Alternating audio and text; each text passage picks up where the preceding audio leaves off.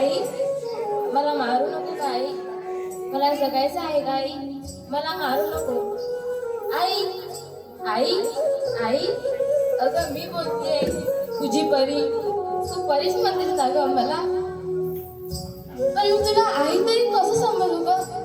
अगं कुणी कोणाला उघड केलं नाही तर ते जन्मजन्मीची कृणानुबंध असतात. आपलेही कृणानुबंध आहेत का ग, ज्याने आपण भेटलोही आणि दूरही आलो. असो काल बाबांचं आणि तुझं बोलणं झालं, करून पोटातच ऐकलं ग. विशेषतः आजी आजोबाची इच्छा नाही ना ग माझा जन्म व्हावा म्हणून. सांग ना गाई, सांग ना. बाबा बाबा, अहो बाबा, बोला ना हो बाबा, बोला ना.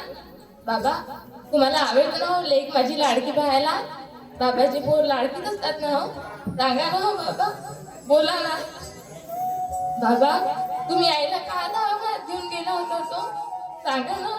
किती मोठमोठ्या मशीन्स होत्या तिथं आणि त्यात मी किती छान दिसत होते ना, सांगा ना हो बाबा, बोला ना. आजी आजी तू काय तिथेच राहायला ते औषध किती कडू होतं काय तिथे. आजी मला त्रास होत होता ग, गुदमरून येत होतं खूप. आजी असं देत जाऊच नको ग, त्रास होतो मला.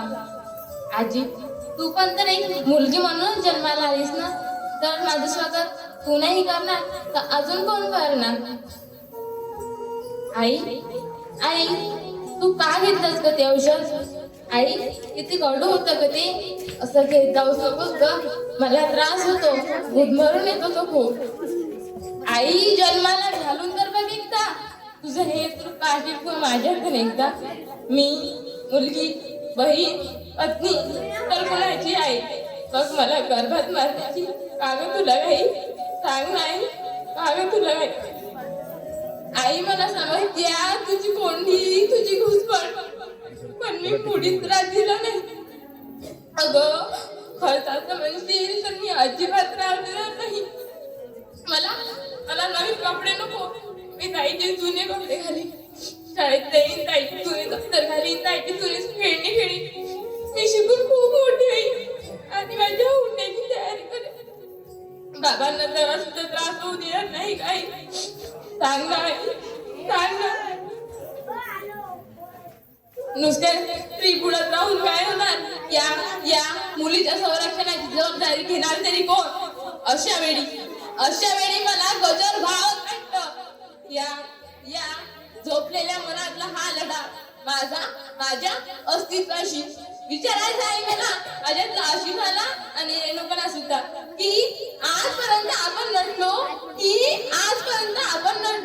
यात आपण खरंच समाधानी आहोत का, नाही.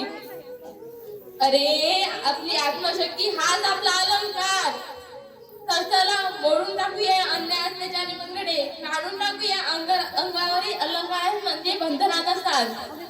तर आता रडायचं नाही तर लढायचं. ऐक मुली तुला सांगते, पिंजऱ्यातच आता फडफडू नकोस. ऐक मुली तुला सांगते, पिंजऱ्यातच आता फडफडू नकोस. पेठून उठ तू रडू नकोस. या जमान्यातल्या दुर्योधनाच्या औलादीची कमी नाही. या जमान्यातल्या दुर्योधनाच्या औलादीची कमी नाही. वाचवायला येईल कृष्णगुणी याची सुद्धा हमी नाही. अरे बांगड्या घातल्या माणुसकीने मदतीसाठी तू ओरडू नकोस.